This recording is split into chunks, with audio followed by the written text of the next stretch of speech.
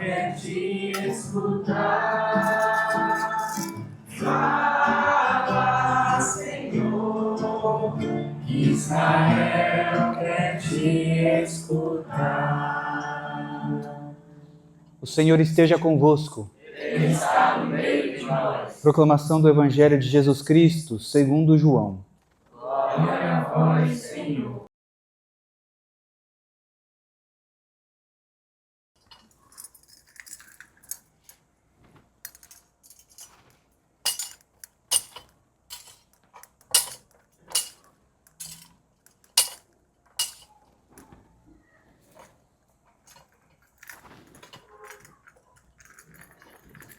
Naquele tempo, ao passar, Jesus viu um homem cego de nascença.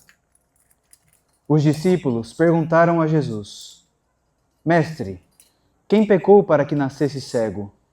Ele ou os seus pais? Jesus respondeu: Nem ele nem seus pais pecaram, mas isso serve para que as obras de Deus se manifestem nele. É necessário que nós realizemos as obras daquele que me enviou enquanto é dia. Vem a noite, em que ninguém pode trabalhar. Enquanto estou no mundo, eu sou a luz do mundo. Dito isto, Jesus cuspiu no chão, fez lama com a saliva e colocou-a sobre os olhos do cego. E disse-lhe: Vai lavar-te na piscina de Siloé, que quer dizer enviado. O cego foi, lavou-se e voltou enxergando. Os vizinhos e os que costumavam ver o cego, pois ele era mendigo, diziam: Não é aquele que ficava pedindo esmola? Uns diziam: Sim, é ele. Outros afirmavam: Não é ele, mas alguém parecido com ele. Ele, porém, dizia: Sou eu mesmo. Então lhe perguntaram: Como é que se abriram os teus olhos? Ele respondeu: Aquele homem chamado Jesus fez lama, colocou-a nos meus olhos e disse-me: Vai a Siloé e lava-te. Então fui, lavei-me e comecei a ver. Perguntaram-lhe: Onde está ele? Respondeu: Não sei. Levaram então aos fariseus o homem que tinha sido cego.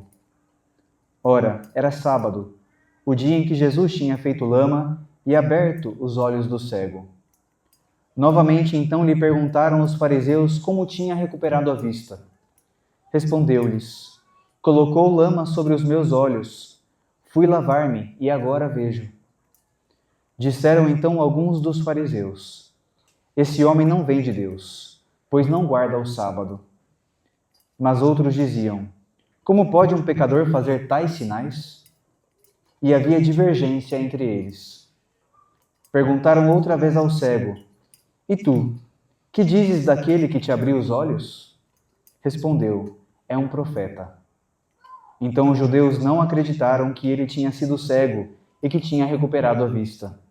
Chamaram os pais dele e perguntaram-lhes: Este é o vosso filho que dizeis ter nascido cego? Como é que ele agora está enxergando? Os seus pais disseram: Sabemos que este é o nosso filho e que nasceu cego. Como agora está enxergando, isso não sabemos. E quem lhe abriu os olhos também não sabemos. Interrogai-o. Ele é maior de idade. Ele pode falar por si mesmo. Os seus pais disseram isso porque tinham medo das autoridades judaicas. De fato, os judeus já tinham combinado expulsar da comunidade quem declarasse que Jesus era o Messias. Foi por isso que seus pais disseram: É maior de idade, interrogai-o a ele. Então os judeus chamaram de novo o homem que tinha sido cego. Disseram-lhe: Dá glória a Deus. Nós sabemos que esse homem é um pecador. Então ele respondeu: Se ele é pecador, não sei. Só sei que eu era cego e agora vejo. Perguntaram-lhe então: Que é que ele te fez? Como te abriu os olhos? Respondeu ele: Eu já vos disse e não escutastes. Por que quereis ouvir de novo? Por acaso quereis tornar-vos discípulos dele? Então insultaram-no, dizendo: Tu sim és discípulo dele. Nós somos discípulos de Moisés. Nós sabemos que Deus falou a Moisés, mas esse não sabemos de onde ele é. Respondeu-lhes o homem: Espantoso, vós não sabeis de onde ele é? No entanto, ele abriu-me os olhos. Sabemos que Deus não escuta os pecadores, mas escuta aquele que é piedoso e que faz a sua vontade. Jamais se ouviu dizer que alguém tenha aberto os olhos a um cego de nascença. Se este homem não viesse de Deus, não poderia fazer nada. Os fariseus disseram-lhe: Tu nasceste todo em pecado e estás nos ensinando? E expulsaram-no da comunidade. Jesus soube que o tinham expulsado. Encontrando-o, perguntou-lhe: Acreditas no Filho do Homem? Respondeu ele: Quem é, Senhor, para que eu creia nele? Jesus disse: Tu o estás vendo. É aquele que está falando contigo. Exclamou ele: Eu creio, Senhor. E prostrou-se diante de Jesus. Então Jesus disse: Eu vim a este mundo para exercer um julgamento, a fim de que os que não veem vejam, e os que veem se tornem cegos. Alguns fariseus que estavam com ele ouviram isto e lhe disseram: Porventura também nós somos cegos? Respondeu-lhe Jesus: Se fosseis cegos, não teríeis culpa. Mas como dizeis, nós vemos, o vosso pecado permanece. Palavra da salvação. Glória a vós, Senhor. Podemos nos sentar um breve instante, queridos irmãos, queridas irmãs. É o quarto domingo da Quaresma, o penúltimo domingo da Quaresma. Nós já estamos bastante avançados neste caminho de conversão, na preparação para a Semana Santa, para a Páscoa. E nós então celebramos esta alegria de saber que a Semana Santa e a Páscoa estão mais perto do que longe. Por isso, é um domingo marcado pela alegria. Mas nessa alegria que nós celebramos hoje, nós temos aqui uma liturgia marcada por contrastes. A liturgia de hoje está marcada por contrastes. Trevas e luz. Aparência e coração. Nós escutamos na primeira leitura do livro do profeta Samuel que Deus escolheu Davi e não escolheu os seus irmãos, que eram maiores do que ele, mais velhos do que ele, de um porte maior, porque Deus não vê a aparência do homem, mas vê o coração. E nesse evangelho que nós acabamos de escutar, o capítulo 9 de João, nós escutamos já este episódio que vai marcando essa tensão que vai crescendo entre Jesus e as autoridades judaicas. Mas é um evangelho muito bonito, um pouquinho mais longo do que o costume e muito rico em detalhes. Se nós fôssemos falar dele inteiro aqui, essa homilia duraria um bom tempo. Vamos falar de alguns aspectos. E esse evangelho começa com uma pergunta. Os discípulos se dirigem a Jesus e perguntam: Mestre, quem pecou para que ele nascesse cego? Ele ou seus pais? Os discípulos aqui viviam numas trevas, numa escuridão da ignorância, das aparências, dos fatos que eles viam e que interpretavam errado. Naquela época, naquele contexto, se interpretava que qualquer tipo de doença, qualquer tipo de tragédia que acontecesse era um castigo de Deus por conta de um pecado que a pessoa havia cometido ou que seus familiares, seus antecessores haviam cometido, pais, avós, etc. Uma ignorância da imagem de Deus, que não só naquela época existia. Muitas vezes essa mesma ignorância assola os nossos corações. E a gente se pergunta: o que eu fiz, meu Senhor, para merecer tal coisa? É a mesma ignorância. Como se eu tivesse feito algo para merecer as coisas ruins que acontecem na minha vida. Mas isso é besteira, isso é bobagem. Essa é uma imagem falsa de Deus. Deus não age assim. Somos nós que vivemos nessas trevas da ignorância sobre quem é Deus e como Deus funciona, E nós, então, criamos esse tipo de crença no nosso coração. Quem nos dá a resposta para desmistificar isso é o próprio Senhor.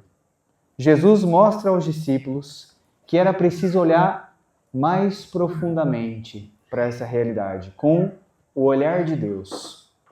E Jesus responde: nem ele nem seus pais pecaram, mas isso serve para que as obras de Deus se manifestem nele. Olha o ensinamento de Jesus. Essa deficiência visual, esta cegueira que acometia aquele homem desde sempre, nunca havia enxergado, nasceu cego, era uma fragilidade que ele carregava, além de ser um estigma social. Ele tinha essa deficiência, então era considerado pecador, então era um marginalizado na sociedade de Jesus. Era mendigo, diz o Evangelho. Vivia pedindo esmolas, vivia uma vida indigna. E Jesus aqui então revela que essa fragilidade deste homem existia para que as obras de Deus se manifestassem nele.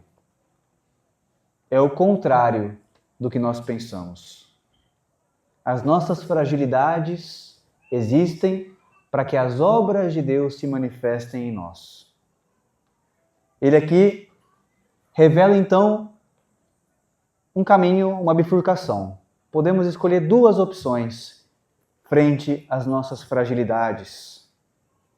Por um lado, eu posso escolher o caminho de me martirizar ainda mais pelas coisas difíceis que acontecem na minha vida. Fico me martirizando, fico girando em torno daquela dificuldade, daquela ferida. Fico me perguntando e perguntando para as pessoas e perguntando para Deus: por quê? Por que eu? Por que agora estava indo tão bem? Até quando, Senhor? E a gente fica simplesmente questionando. Simplesmente questionando porque não quero aceitar. Quero que se termine rápido. Queria, inclusive, que nem tivesse começado. E a minha vida, então, fica com aquele peso, com aquele amargor. Por que eu? Até quando? E o outro caminho é o caminho em que eu posso aceitar essa fragilidade. Lógico que vai doer, vai continuar doendo. A fragilidade não muda quando eu aceito ela. A dificuldade não fica mais fácil quando eu aceito. Lógico que eu vou sofrer. Lógico que vai ser um caminho de dor. Mas eu aceito essa fragilidade e deixo que Deus me sustente nela.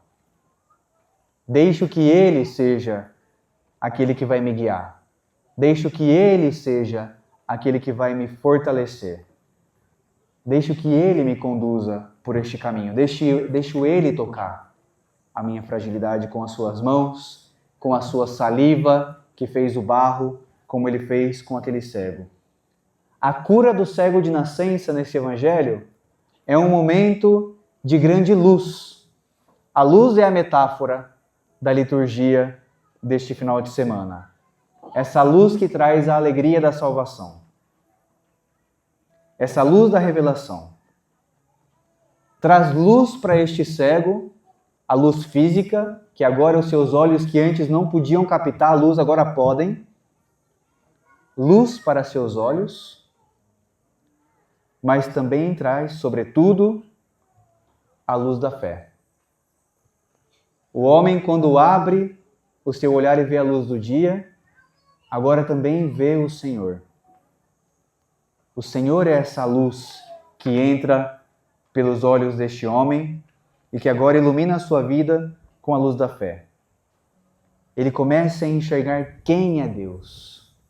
Ele começa a enxergar a salvação que vem de Deus. E ele começa a enxergar toda a sua realidade.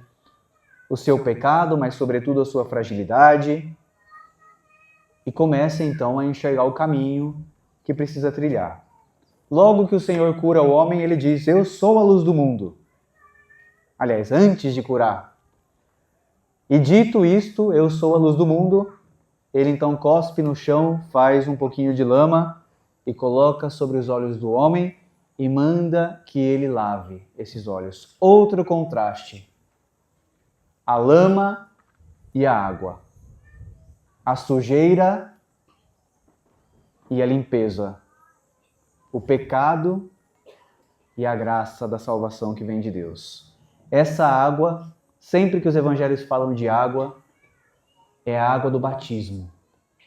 É o símbolo do batismo. Pelo batismo eu participo da vida de Jesus.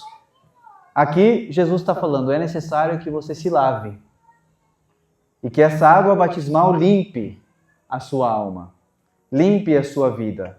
Para que você limpe os seus olhos. Para que você comece a enxergar com o olhar da fé. Com o olhar de Deus. Para encher a tua vida de luz. A luz do mundo. A luz de Jesus. Por isso, então, a segunda leitura da carta aos Efésios faz essa exortação. Vivei como filhos da luz. Somos filhos da luz. Todo batizado é filho da luz. Todo batizado pode enxergar melhor. Pode enxergar com os olhos da fé. E nós precisamos, então, no nosso caminho de conversão, que estamos fazendo ao longo da nossa vida, e de modo especial no tempo da Quaresma, buscar que realmente a luz encha os meus olhos, entre pelos meus olhos no meu interior e me ajude a enxergar quem é Deus e como Deus age, o que Deus quer. O cego de nascença foi ali, quando foi curado, um homem muito corajoso.